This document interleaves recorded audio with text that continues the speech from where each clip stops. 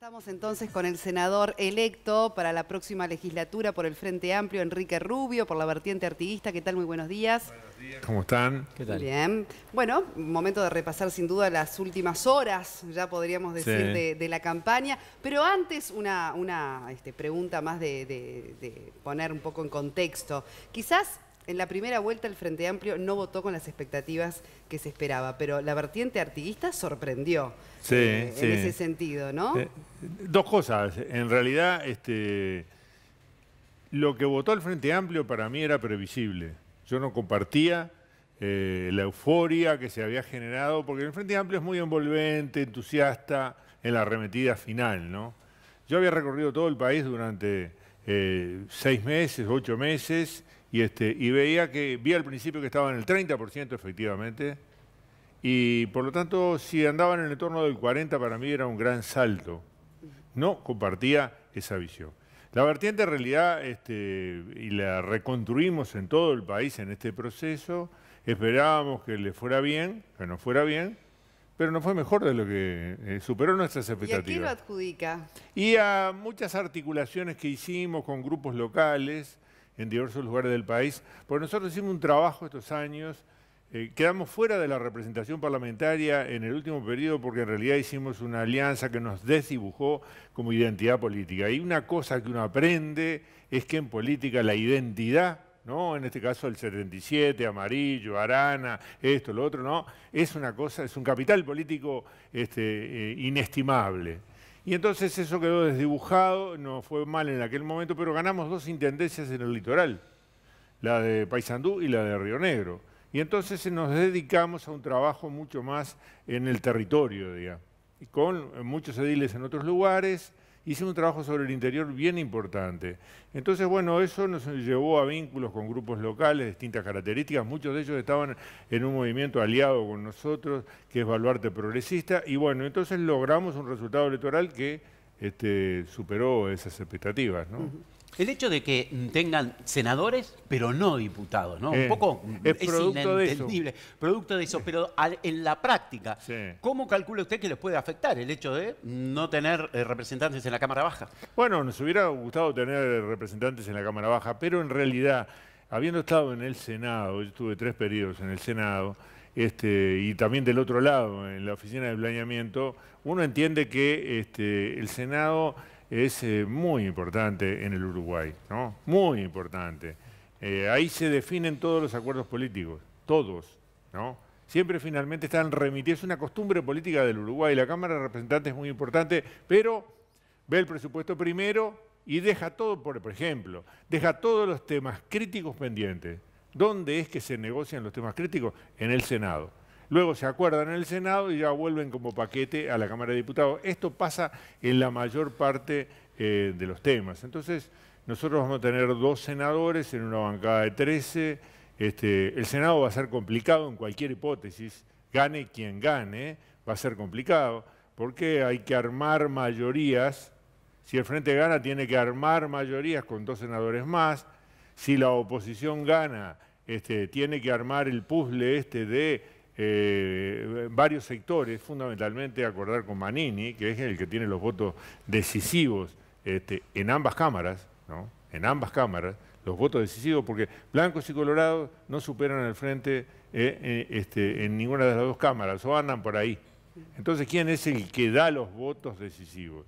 Es Manini en el Senado. En la Cámara de Diputados está un poco más entreverado, tiene 3 senadores, ¿no? Cabildo Abierto tiene 3 senadores. Y en la Cámara de Diputados hay algún diputado de otro partido, de algún partido más chico, más pequeño, que está con esta coalición, pero igual se necesitan estos votos para poder llegar a la mitad. Así que no estar en diputados es un problema, pero el lugar clave donde se define es el Senado. Capaz que es una entrevista más para, por lo menos estos primeros minutos, más para una semana después de la primera vuelta que para 3 días del balotaje. Sí, puede ser. Pero no quiero dejar de preguntárselo. Ustedes mandan, ¿eh? Porque Baluarte Progresista, para quizás el que no está metido en el mundo de la política, es el sector que, entre otras cosas, tuvo toda la polémica por el Gucci. Sí. Una lista de Baluarte. ¿Cómo se entiende que con toda la polémica que se armó, con casi que la casa de brujas que se hizo sobre esa situación, después tenga la votación que tuvo, que es muy importante, y que, como usted dice, una alianza con ese sector le permite a la vertiente artista pasar de no tener senadora a tener 2. Sí, y yo creo que se entiende por la estructura de Baluarte Progresista, que es fundamentalmente de grupos locales. O sea, en realidad se ha hecho a partir de la acción de Humberto Castro, que él es consejero del Congreso de Intendentes, tiene mucho vínculo con todos los intendentes. Los periodistas lo conocemos como Castrito. Claro, como Castrito. En todo el interior del país es una persona de bajo perfil, pero de mucha acción política. Entonces, ¿qué ha logrado? Ha logrado vínculos con grupos locales que son de otra naturaleza. Esto expresa para mí un fenómeno nuevo que el Frente Amplio no ha entendido bien. A ver, ¿de qué se trata? No ha entendido bien, y es que los ciudadanos tienen primero cada vez más autonomía en relación con sus partidos. O sea, votan con su cabeza en una proporción mucho más importante que antes. Dice más que votan personas, por ejemplo, que partidos. Sí, o vota como ciudadano, o de repente le dan la directiva, liderazgo, por ejemplo, o le dan la directiva de las autoridades de su partido, vote tal cosa. Y bueno, vota o no vota. Nos pasó al Frente Amplio con el plebiscito que impulsaba Larrañaga. El 20% votó a la reforma. Así que nosotros no debemos sorprendernos. Así que hay cada vez más autonomía del ciudadano en relación a los partidos. Ese es un fenómeno en primer lugar. Segundo, hay un fenómeno que importa, y es que lo territorial, lo local, importa cada vez más. Entonces se crean grupos de afinidad, grupos de vecindarios que tienen un líder, ¿no? Y que después se expresan muchas veces políticamente en las elecciones municipales, cuando hay que jugar los ediles, pero que tienen identidad local y no son movimientos así de gran envergadura. Ahora, ¿el escándalo Gucci tuvo alguna incidencia, para bien o para mal? No, yo creo que no pasó nada porque era una de las listas, ¿no? Una de las listas que apoyaban, que tenían más bien una estructura nacional, que apoyaban a Baluarte Progresista, una de ellas, y sin embargo votó bien.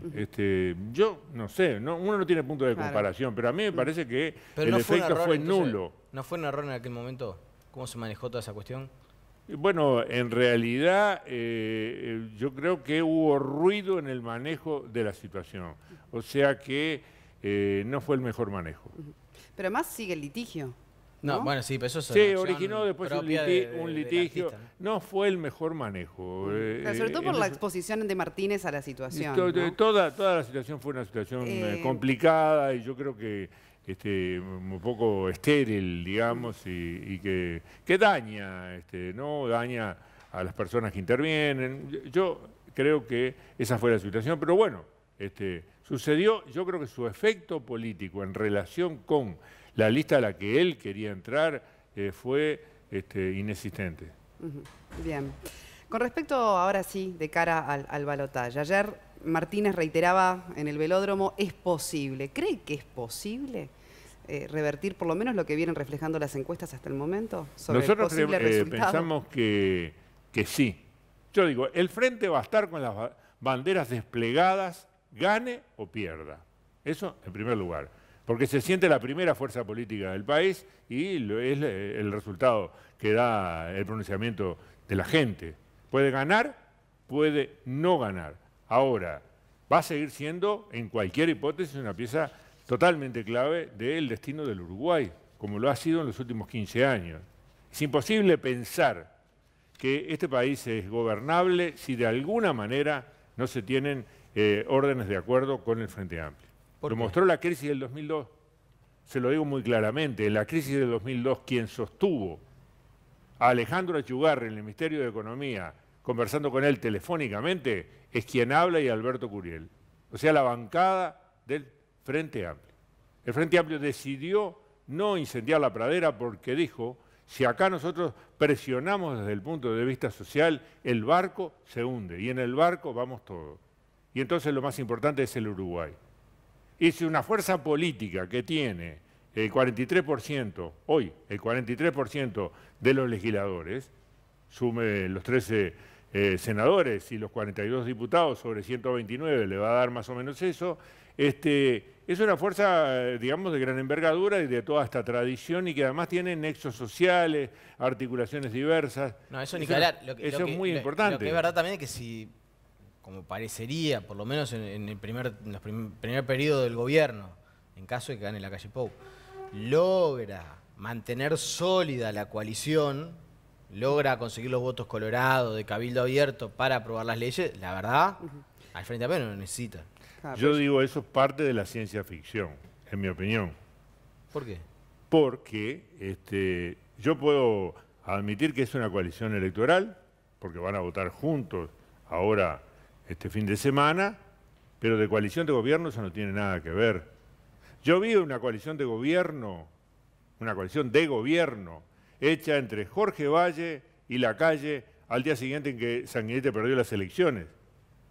Que las perdió, dicho sea de paso, con el mismo déficit fiscal que tenemos nosotros ahora. Lo que pasa es que la memoria de los uruguayos es muy corta, pero estuvo la crisis brasileña, estuvo una serie de efectos y tenía ese déficit fiscal. Entonces fueron a la política del ajuste y del ajuste drástico, que se hizo con una ley de urgencia, como se pensaría hacer ahora, y luego con el presupuesto. En ese momento se formó la coalición. Esa coalición fue terrible de trabajosa. Terminamos aprobando el presupuesto votando en papelitos escritos, ¿no? A mano, en el último minuto, 400 artículos de golpe con la hora vencida, ¿no?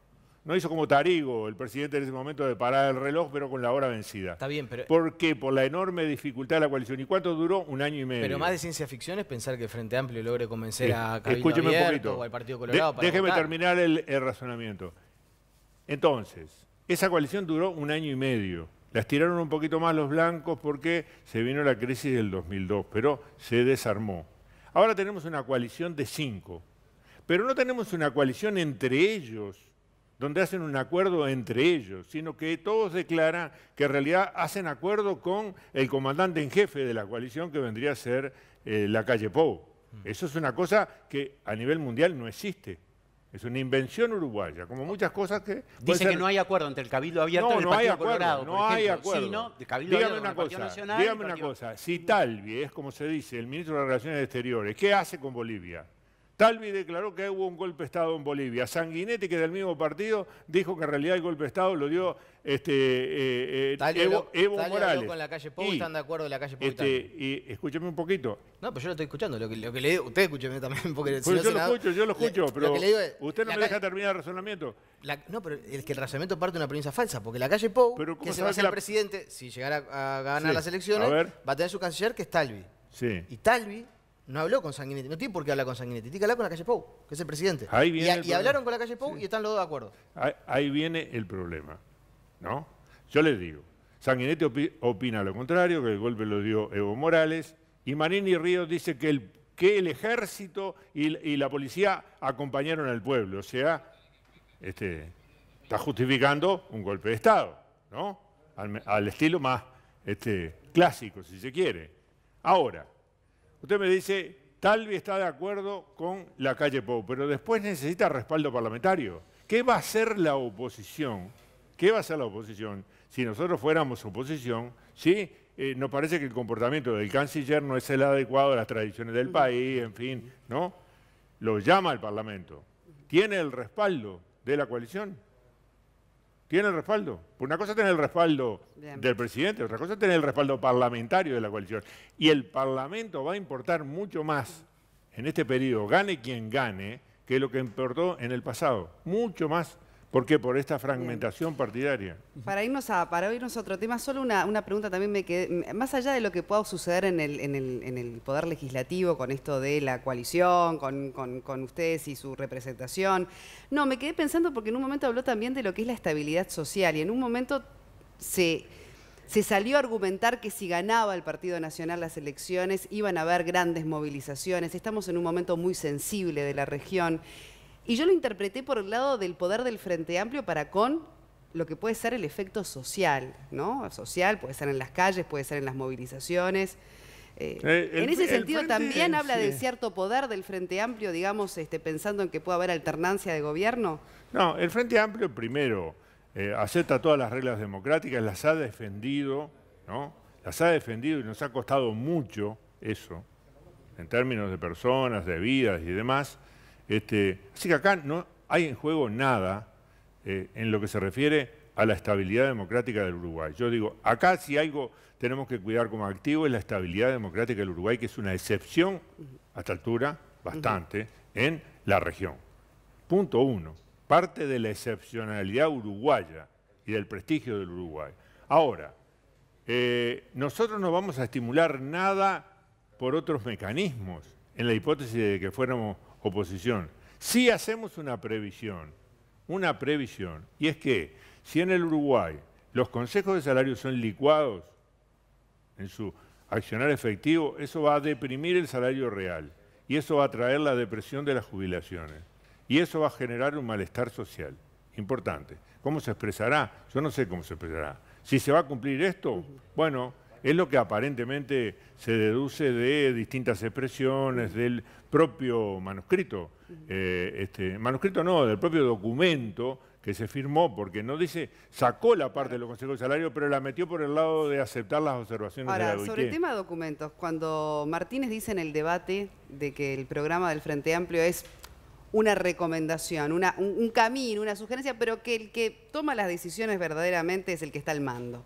Se refiere a un punto. Yo creo que ahí hay una confusión en la interpretación, ¿no? O que el diálogo fue tan rápido, porque es un debate, es el entrecruzamiento de telegramas, ¿no? A ver quién es más rápido en eso. Y entonces las interpretaciones abundan después porque quedan muchas confusiones.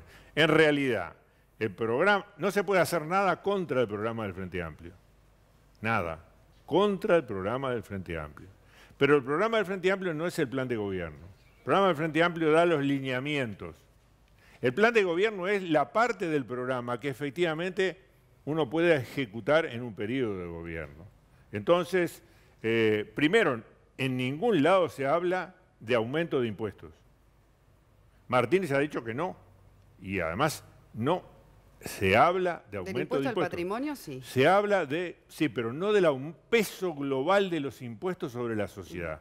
Lo que se llama la presión tributaria.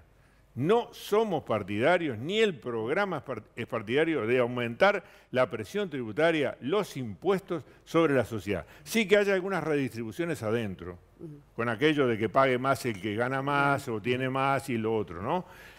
Eso en el programa. Pero además sobre el plan de gobierno ha dicho que no vamos a hacer aumento de impuestos. Bien. Entonces, en realidad, cuando dice la decisión la toma el presidente, se refiere a, en ese caso que es lo que se estaba entrecruzando, yo creo que incluso tenía que haber sido más contundente en la respuesta, ¿no? En los telegramas, sobre este punto, porque era un punto clave en el cual la calle insistió todo el tiempo.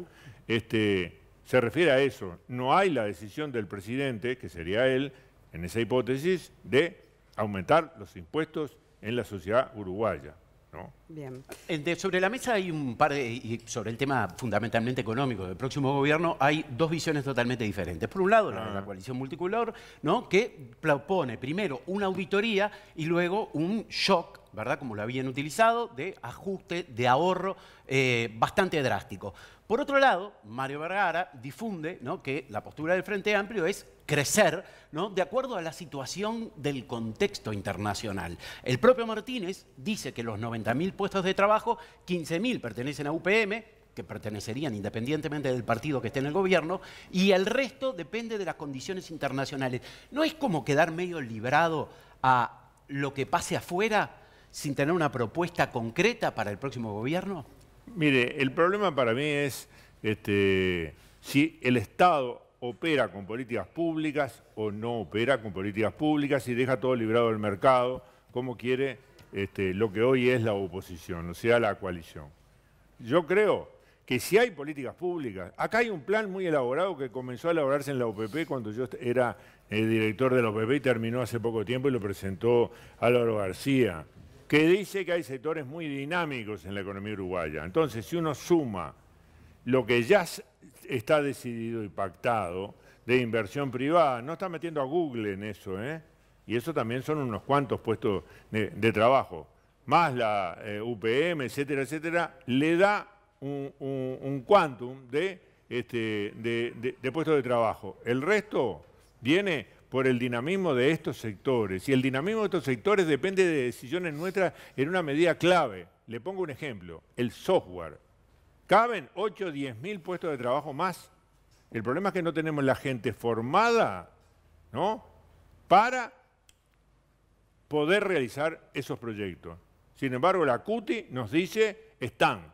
Nosotros estamos entrando a Estados Unidos y al Japón, cuanto queramos. Así que es un problema de política pública. Bien. Senador Enrique Rubio, senador electo para la próxima legislatura, gracias por acompañarnos esta mañana. No, muchas gracias a ustedes.